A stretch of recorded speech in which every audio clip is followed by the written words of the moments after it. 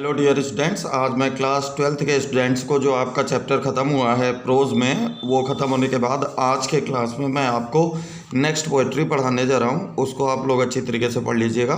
Poetry का name है on his blindness, composed bye John Milton, यानी कि उनके नेत्रहीन होने पर जॉन मिल्टन। ये जो जॉन मिल्टन नाम के जो पोएट हैं, ये मतलब इन्होंने ये पोइट्री लिखी है। ये नेत्रहीन हो गए थे, मतलब इनकी आंखों की रोशनी चली गई थी, तो उस बिहाफ पे इन्होंने ये पोएम लिखी है। तो आप लोग ध्यान दीजिएगा इस पोएम में इन्होंने क्या लिखा है। देखिए, when I consider how my light is spent half my days in this dark world and wide. When जब आई मैं कंसिडर विचार करता हूँ, हाउ कैसे माई मेरा लाइट यानी प्रकाश यानी नेत्रों की ज्योति इज ए स्पेंट चली गई। स्पेंट माने वैसे खर्च होना है, यहाँ पे चली गई। एर पहले हाफ आधा माई मेरे डेज दिन, मेरे संपूर्ण दिनों के आधे दिनों से पहले, यानी मेरी पूरी जो अवस्था जितनी भी आयु है एक, उसके आधे दिनों से पहले यानी अधेड़ अवस्था में, इनमें दिस या डार्क अंधकार में वर्ल्ड संसार एंड और वाइड विस्तृत। कह रहा है कि जब मैं विचार करता हूँ कि कैसे इस अंधकार से भरे हुए तथा विस्तृत संसार में मेरी आधी उम्र से पहले मेरे नेत्रों की ज्योति चली गई। जब इस बात पर मैं विचार करता हूँ कि मेरी अभी आधी उम्र नहीं हुई है और इस अंधकार से भरे हुए तथा विस्तृत संसार में मेरी नेत्रों की ज्योति चली गई है। एंड दैट वन टैलेंट, जब मैं ये विचार करता हूँ तो मेरे मन में ये बातें आती हैं। And that one talent which is death to hide lost with me useless. And और दैट की वन एक टैलेंट योग्यता विच जो इज एट डेथ मृत्यु हाइड छिपाना लॉस्ट स्थित विद साथ में मी मुझे यूजलेस बेकार। कह रहे हैं कि व्यर्थ, कह रहे हैं कि और मैं विचार करता हूँ कि मेरे नेत्रों की ज्योति तो चली गई है और मेरे अंदर जो एक योग्यता है जो अब मेरे अंदर बेकार व्यर्थ पड़ी हुई है, जिसको मृत्यु छिपा लेगी। यानी जो योग्यता है मेरे अंदर, उसके लिए नेत्रों की ज्योति का होना आवश्यक है, लेकिन चूंकि मेरी नेत्रों की ज्योति चली गई है इसलिए वो मेरे अंदर योग्यता है तो, लेकिन मैं उसको प्रकट नहीं कर सकता हूँ, तो मेरे अंदर व्यर्थ है। और धीरे धीरे जब मेरी मृत्यु निकट आ जाएगी तो वो मृत्यु मेरी उस योग्यता को छिपा लेगी, यानी वो योग्यता मेरी बेकार हो जाएगी। Though my soul more bent to serve therewith my maker, though यद्यपि माई मेरी सोल आत्मा मोर अधिक बेंट झुकी हुई, यहाँ पर इच्छुक, सर सेवा करना देयर विथ माई मेकर यानी कि मेरे निर्माण करता यानी ब्रह्मा ईश्वर। कह रहे हैं किंतु फिर भी जो मेरी आत्मा है वो मेरे जो निर्माणक हैं, जो ब्रह्म हैं, ईश्वर हैं, उनकी सेवा करने के लिए आतुर है।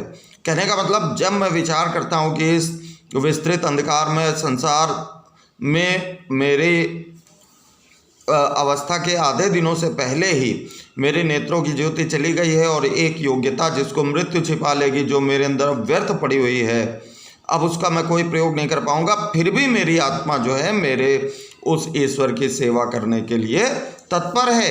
And present my true account, and और प्रेजेंट प्रस्तुत करना माई मेरा ट्रू अकाउंट सच्चा लेखा जोखा, और मेरी आत्मा मेरे उस ईश्वर की सेवा करने के लिए तत्पर है तथा अपने जीवन का संपूर्ण लेखा जोखा उसके सामने प्रस्तुत करने के लिए तत्पर है, भले ही मेरी नेत्रों की ज्योति चली गई हो।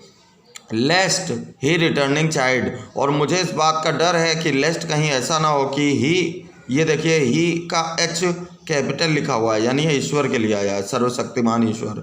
रिटर्निंग लौट कर चाइल्ड यानी बुरा भला कहना, और मुझे इस बात का डर है कि कहीं ऐसा ना हो कि मेरे ईश्वर के पास वापस लौटने पर जो ईश्वर है वो मुझे बुरा भला कहे। कहीं ऐसा ना हो कि मैंने तुम्हें जो योग्यता दी थी अपनी सेवा करने के लिए, उस योग्यता का तुमने कोई प्रयोग नहीं किया, तो मुझे इसी बात का डर है कि कहीं इसके लिए मुझे वो बुरा भला न कहें। Doth God exact day labour light denied, I fondly ask, I मैं फॉन्डली मूर्खतापूर्वक, आस्क माने पूछता था, और मैं मूर्खतापूर्वक तरीके से अपने आप से पूछता था कि गॉड ईश्वर एग्जैक्ट डे लेबर दिन में किए जाने वाला परिश्रम, लाइट नेत्रों की ज्योति डिनाइट चली गई। और मैं अक्सर मूर्खतापूर्वक तरीके से अपने आप से पूछता था कि ईश्वर जो है मुझसे दिन में किए जाने वाले कार्य की आशा करता है, जबकि उसने मेरे नेत्रों की ज्योति छीन ली है। यानी वो मुझसे ऐसे कार्य की आशा करता है जिसमें नेत्रों की ज्योति की आवश्यक है, और लेकिन मेरे नेत्रों की ज्योति उसने ले ली है। तो ऐसा कैसे होगा, फिर मैं कैसे उसकी सेवा कर पाऊंगा? तो मैं एक प्रकार से अगर देखूं तो मेरे अंदर ईगो था, और मैं यहाँ तक की जो बातें कर रहा था वो ईगो एक प्रकार से जो मेरे साथ घटना घटित हुई इसके लिए ईश्वर को ही दोषी ठहरा रहा था कि लो अब मैं जो है नेत्रों की ज्योति अब तुमने छीन ली है, तो अब मैं तुम्हारी सेवा कर नहीं सकता, मतलब अपने कविताओं के माध्यम से तुम्हारी सेवा नहीं कर सकता, तो इसमें मेरी कोई गलती नहीं है।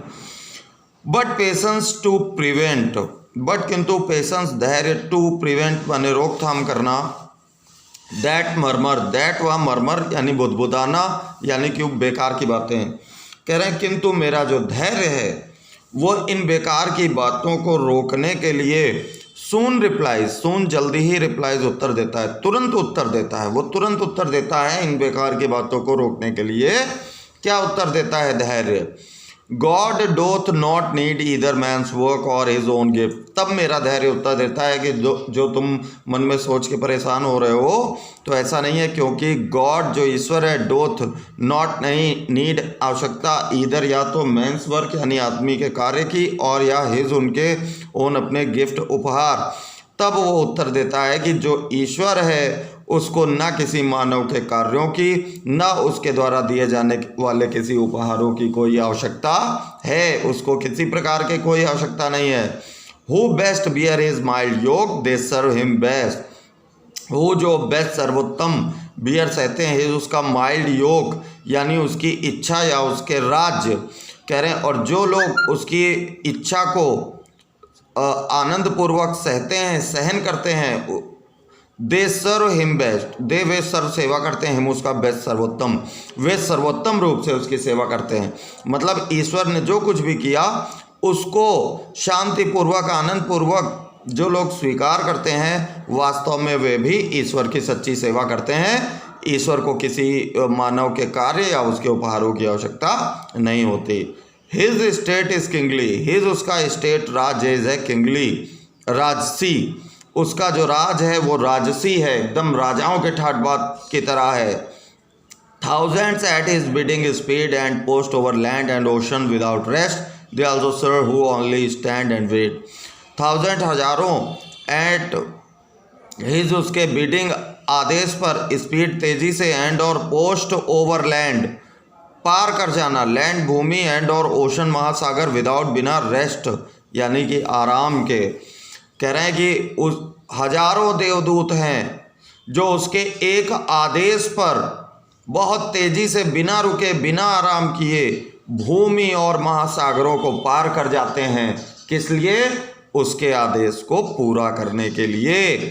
तो फिर जो आप मन में अपने सोच रहे हो कि मैं कार्य नहीं कर पाऊंगा तो बुरा लगेगा ईश्वर को, तो ऐसा मत सोचिए, क्योंकि आपके कार्य की उसको ज़रूरत नहीं है। हजारों देवदूत जो है उसके एक आदेश को पूरा करने के लिए बिना रुके भूमि और महासागर को पार करने के लिए प्रस्तुत खड़े हैं।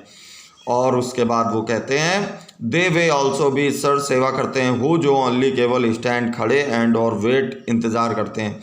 और लास्ट में कवि कहता है कि वे लोग भी ईश्वर की सच्ची सेवा करते हैं जो वास्तव में खड़े हैं और अपनी बारी की प्रतीक्षा कर रहे हैं। भले ही वो ईश्वर के लिए कोई कार्य ना कर पाए हों, किंतु यदि उनके मन में ईश्वर की सेवा करने की भावना है तो वो भी ईश्वर की सच्ची सेवा होगी।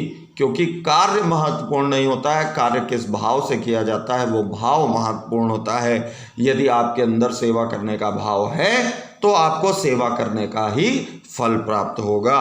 तो माय डियर स्टूडेंट्स, ये ऑन इज ब्लाइंडनेस आपकी पोएट्री पोयम जो है यहाँ पर ख़त्म होती है, कंपोज्ड बाय जॉन मिल्टन। और जहाँ ना समझ में आए तो आप पूछ लीजिएगा, बाकी इस वीडियो को रिवाइंड कर करके अच्छी तरीके से इस पोएट्री को अच्छी तरीके से पढ़िएगा। Thank you very much.